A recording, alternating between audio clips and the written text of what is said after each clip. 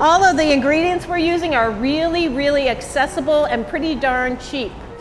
But even if you just go to a farmer's market and purchase the things you need to can, the purpose of this class is to show you how simple it is and hopefully help you to have some healthy food year-round. You can use it as a pasta sauce, or you could use it as the base for really anything that has a tomato base. So it's a really wonderful, wonderful way to take the fresh taste of the end of the season and have it in February when it's gray and freezing, and it's just a wonderful way to extend the harvest. So first thing we're going to do is get our hot water. What you will do at home is boil a big pan of water. What both Michelle and I do when we do this recipe is we put the tomatoes in the sink and just pour the boiling water. Well, I first cleaned the sink, but pour the boiling water and just let the tomatoes soak. So we're gonna, I don't know how this works because I've never used it, but I mean, you know, we've got this fabulous kitchen here at Lorain Community College that we've basically filled this thing up, and it's, if you want to come look, the water, you can see it boiling inside here. It's wonderful boiling water. And then while these are soaking, people who would like to, we're going to chop our sweet peppers and our onions and our garlic. Over here, we're going to be using this. There are many types of tomatoes. This tomato is an Amish paste tomato. You know, the tomatoes you get in the grocery store are not generally this red when you cut them. They're kind of palish, and that's because they're not necessarily grown locally, picked fresh, and then taken to the grocery store. Most often what you buy in the grocery store in tomatoes was picked green, put in a container car or a truck, and then they pump gas into that to get them to ripen. So gross. But anyway, so this is Amish paste tomato. This is an heirloom tomato. They will not be uniform. Heirloom tomatoes do not look perfect so that they're easily stacked at a grocery store. They're gonna all be different. And what you do is take the top off and anything that doesn't look great, and then we'll put I put the tomatoes in here, and we're going to get some boiling water from over there carefully and move it over here. And when you soak the tomatoes in boiling water, by the time you're able to put your hand into that water, the tomato skins will be loose enough that they'll peel right off. We're going to just pour it in, and then we'll very carefully.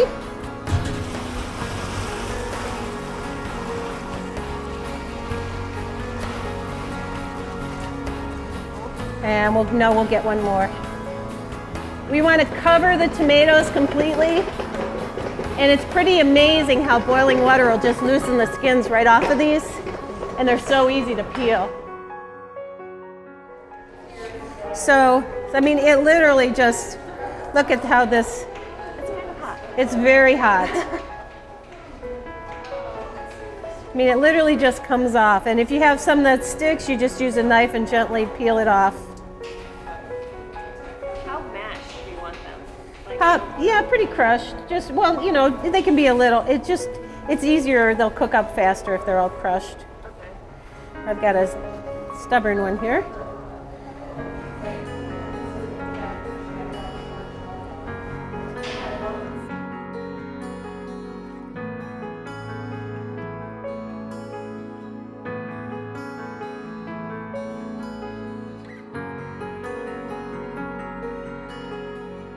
These canning kits, we're going to use this to pick up the jars.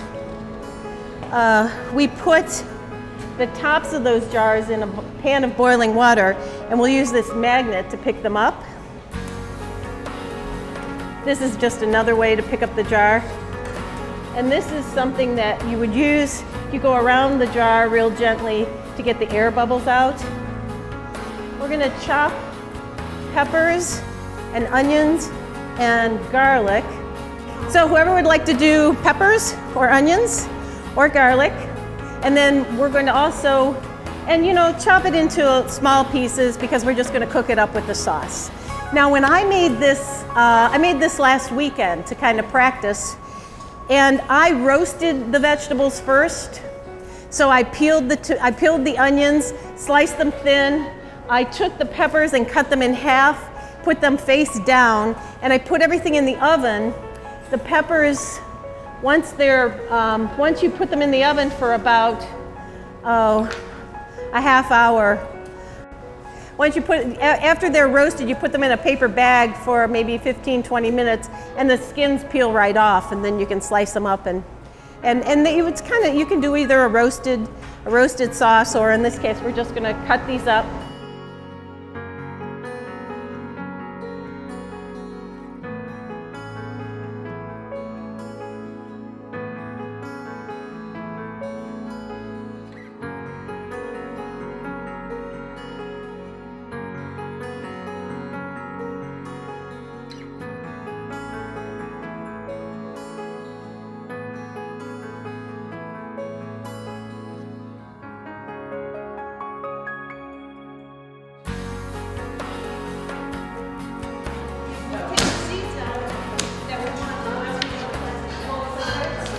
You know, just saute until they start to soften, and then move it over, and we'll do the next one.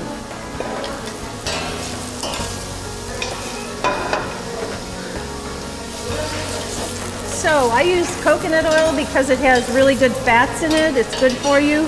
This particular brand is cold pressed, so it's not over processed when it's the final product. Coconut oil, hemp oil. Let's turn this down a little bit. Coconut oil, hemp oil, olive oil are all really good fats. And actually, you know, they're starting to realize that butter's actually probably not so bad for you. I mean, everything comes back around.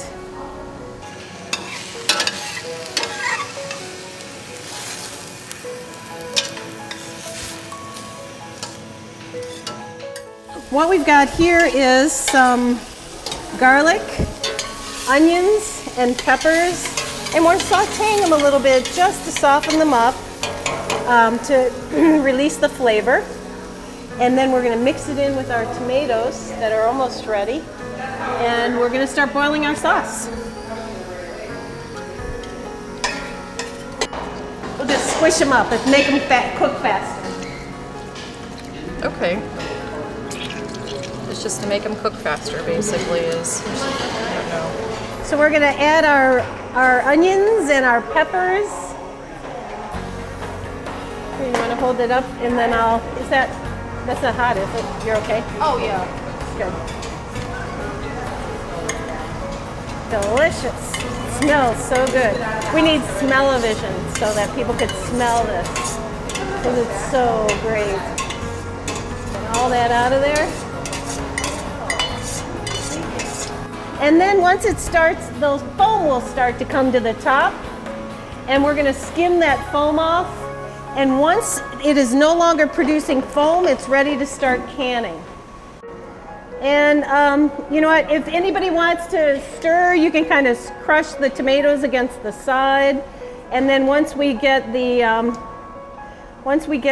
foam started, we're going to skim the foam and put it in here. And you can go ahead and stir away. I'm going to take this in the back.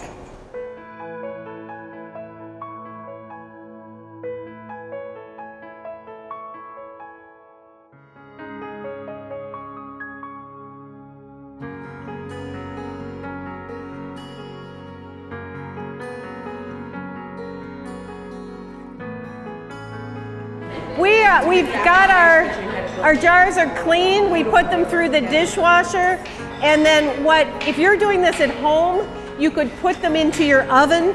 You want them to be at over 200 degrees, because that's the temperature of boiling water, and that's the temperature we're going to have our sauce at. So when our sauce is boiling and our jars are over 200 degrees, we're putting hot into hot, so when we put our lids on, they'll seal easily for you, and you don't have to do the hot water, the canning bath.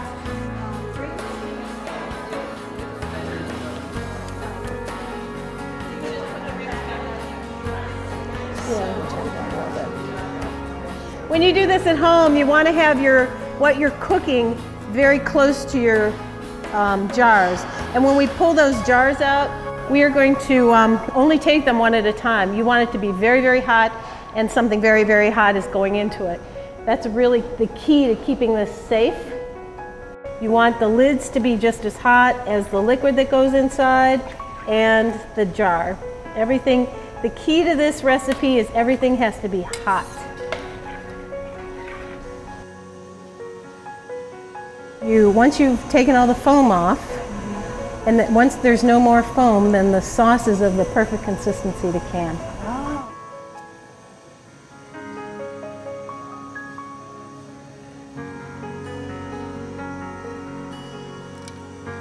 We're going to put a teaspoon of kosher salt in the middle of the jars once we fill them.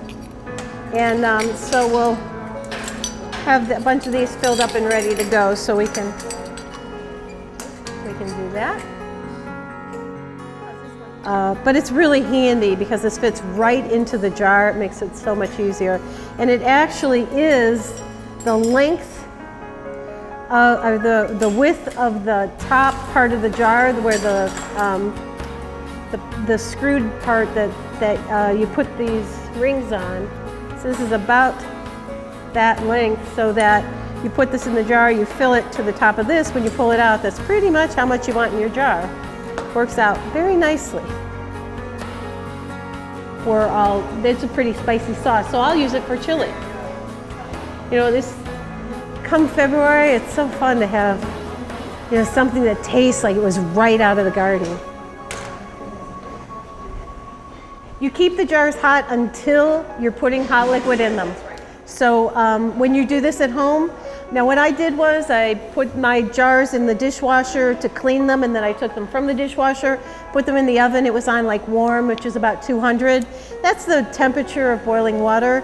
And you want it to be we're gonna keep this boiling. Once the foam is off, we'll keep this simmering so that it's still at that 200-degree mark. These jars will be 200, actually they're 212 degrees, because we have this amazing steam. You know, this is like a fancy canning project here.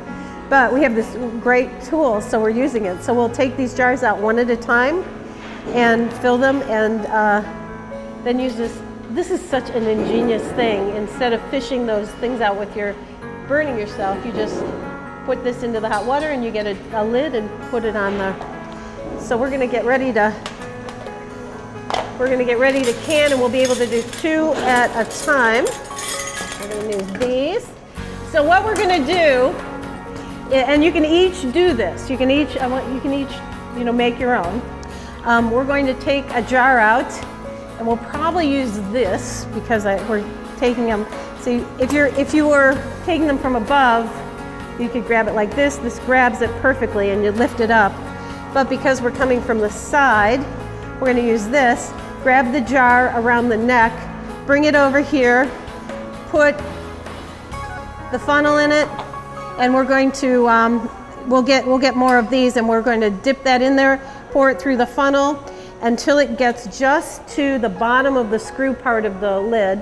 We'll use a towel to wipe the outside of the lid off and the top. We'll put one of those flat lids on it.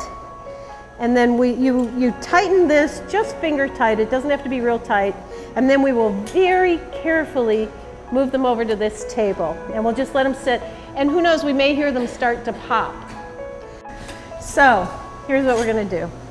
We're gonna open this amazing steam oven.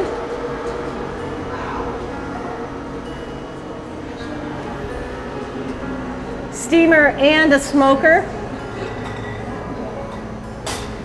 So you grab your jar, close this up for the next person. I'm gonna put it right here.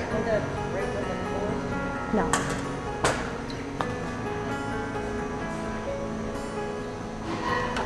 Stir this up.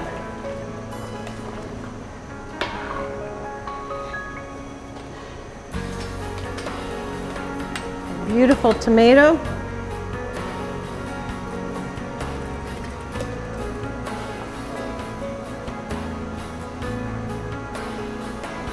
Yeah, a little bit more. So I'm going right to the top.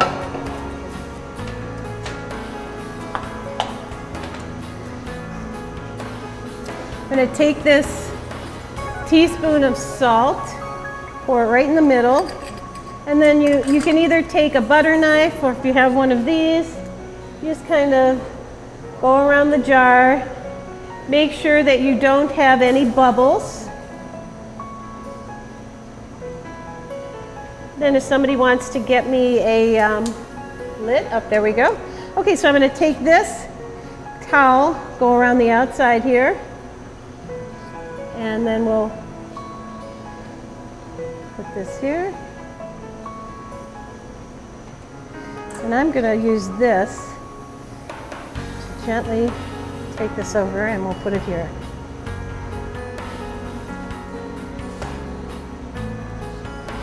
And then you just, so you can see this has a little bump. If you want to come close, you can see it has a little bump on the top. You can see it from up here too. You can see that the can is, the top of the lid is, now once it pops, that'll go down, and it'll actually be concave instead of